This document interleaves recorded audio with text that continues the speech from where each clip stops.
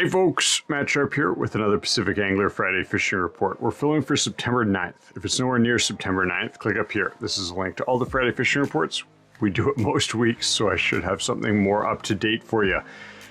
I'm filming on Friday. It's 2 in the morning on Friday, and I just wanted to tune in with everybody because there's some big news. No, there's no weird regulation changes. DFO has not done anything funny. I wanted to talk about river fishing because we're hearing some great river fishing reports this week, both from the non-conventional salmon river fishing reports, aka the egg eaters, the trout fishing, because it's September. Trout fishing in September is awesome, and a lot of people forget about it. And then also the lake fishing. We're starting to hear some really great interior lake fishing reports. So if you haven't been thinking about it, and maybe you're bored of catching pinks, or heck, that's just not your jam, it's time to start considering that. I also wanted to go over the saltwater fishing because we've had lots of folks going out, lots of folks catching lots of fish, but it's been a little bit hard to predict where the hot bite is going to be. Now, Jason's going to have a lot more details in the written version of the report, but we were out on Monday. It was awesome. Blessed to get out with the guys, and we got lucky. We had one of the best guides, and he had literally had to spend about $800 in fuel to find where the fish were biting. So I get to talk about a bunch of different spots that we hit, which is kind of cool.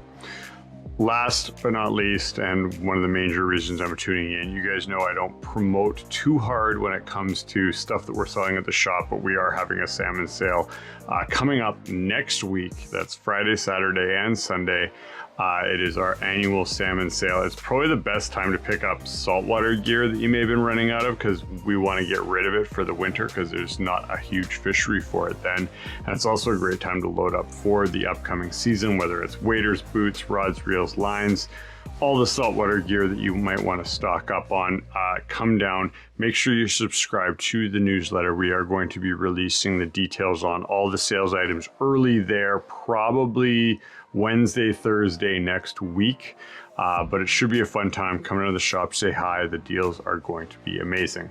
So without further sales pitches, without further ado, if you want to see more reports like this, consider hitting the like button, hit the subscribe button. Let's get into it.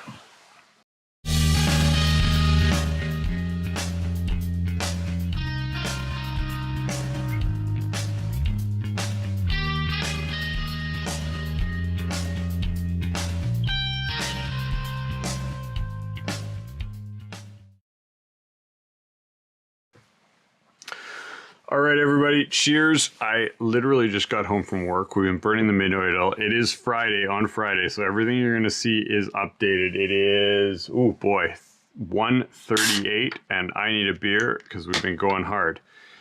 Cheers, everybody. Now, the reason I wanted to tune in was because we're in a time of shift. September 10th is coming up, and it's debatably one of the coolest times for the fall salmon fisheries, but we've been kind of blessed with amazing beach fishing, really cool now Fraser fishing. Thank you, DFO, for getting open, even though it was a little bit traumatic in the opening stages of her.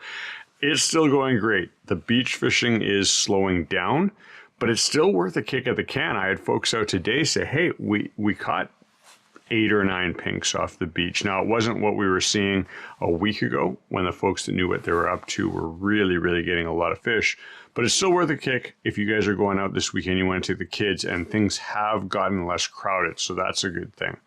Where I would say just go with your kids, go with your family, go out for a quick little drive, is go scout out the Fraser. We probably have till the 18th before this fishery closes down, and it looks as though the numbers are there. When we're looking at the saltwater fisheries, the pink numbers out there have slowed down, so we can sort of correlate that 1 week behind where we're going to start seeing the Fraser numbers slow down. But we still should see waves of those coming all the way. Now, why are they closing it down on the 18th? I'm not sure the 18th is the actual number, but they do have regulations in place to protect steelhead going to the Thompson River as well as other interior stocks. So we're expecting a closure then. If you look at the regs, it should be already written there, but that's what we expect. And also that's kind of when we expect the bulk of the pinks to have already moved through. Now, most of our fisheries were late this year, but I've been hearing some reports from the Chilliwack as well as the Harrison that the pinks have already reached that area, and that kind of makes sense when we look at Albion numbers. So if you guys and girls want to get out to the Chilliwack, out to the Harrison, it's well worth a look. And we've actually been hearing reports of coho as well as the obvious Jack Chinook that show up a little early. Taylor and I were talking about it. He's got details in the written version of the report, but it looks as though they're on time or a touch early, which is great because we've seen some stuff late this season. Note that the water is low and there is no snagging allowed this salmon season. None at all.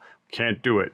Not only is it awful, not only is it a bad practice, but DFO has shown us that they will not stand for folks specifically targeting fish with a snagging method. So let's not do it. In these low waters, there is that temptation because it is much easier to snag fish.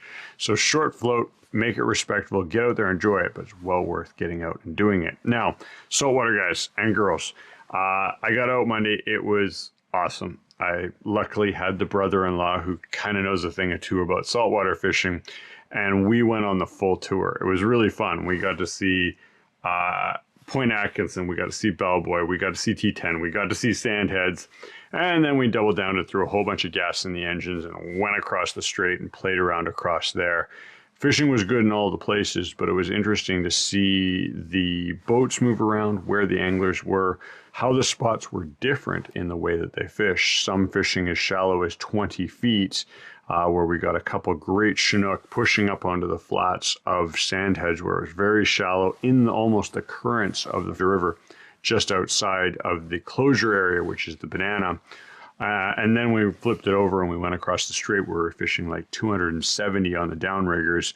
The bites were hard to hit and subtle, but the action was fast and furious. Jason's got a report this week because we have had it where it's not easy. Ironically, if they had opened us in the middle of August, the mouth of the Fraser would have been fairly easy to catch Chinook at.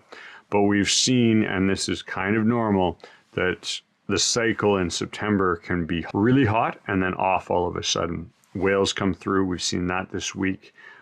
We've seen pushes of fish in different areas and then not in others. So take a look at that if you're heading out. Some interesting intel there. But just note it's still well worth it. And we actually feel off record with no scientific data that I think a lot of the white Chinook have not arrived yet, and we're hoping for a big push here in the next week or two, so it's still well worth getting out. Now, the other good news is the pinks have sort of tapered off. It's still pretty easy to get the sort of on the rods when you run over a pile of pinks and you're fishing bait and you're going, oh God, we've just lost a bunch of anchovies down there. But it has slowed down in the last sort of 4 to 5 days. And when we look at the album, we can see that push of fish moving up the river.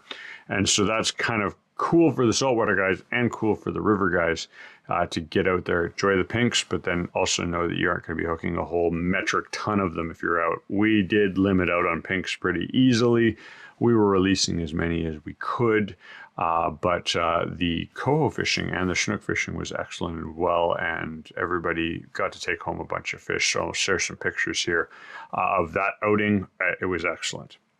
All right, last but not least, sale at the store. It is our salmon sale, and this is one that we've done every year for, I want to say, like 7 or 8 years, and it's perfectly timed. I'll tell you a little insider joke. What it's designed to do is get rid of overstocked saltwater stuff because it's the end of the saltwater season, and then prime you guys and girls really well for the freshwater river season. So if you want to pick up some cool gear for the saltwater stuff, you're out right now and you're blowing through stuff and you're like, hey, I know I'm going to use this next year. I might as well get it at the best price of the year.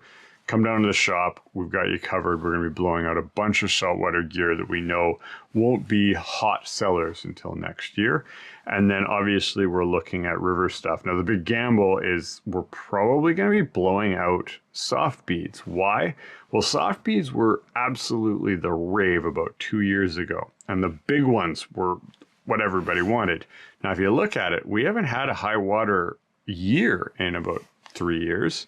And so because of that, I'm way overstocked on really big soft beads. Now, you can gamble and talk to the weatherman about it, but when we look at it, it's hard to say what we're going to see in the weather this year. Right now, this week, we're still going to get stuck with a bunch of sun. I'd love to see some water because, gosh, our rivers know it. But who knows what El Nino could bring, and if we have a big high water event, we might be back to those big sort of 16, 18, 20 mil soft beads. We're going to blow those out because just off the hop, we haven't sold many of them in these low water years. So those are going to be one of the sales items. Make sure you're subscribed to the newsletter. We're going to get all the sales items. We're going to be blowing out a bunch of stuff that just hasn't turned, a bunch of stuff that's useful to get you guys and girls in the game. And then everything in the store is 10% off. So it's well worth it if it's just a general item that you love and you want to pick up at a good deal. All right, Andre's got some flies for us as well. I forgot about that one. He's been pumping them out. I'm going to put a link to some pink flies if you're looking for some inspiration when it comes to a pink fly for the Fraser, something else to try when you're out there. I'm going to leave links to that up here. And as always, you want to see more reports, consider hitting the like button, hit the subscribe button. I'm going to catch you probably next week. We'll see about it if it's the week after, depending on how busy the sale is.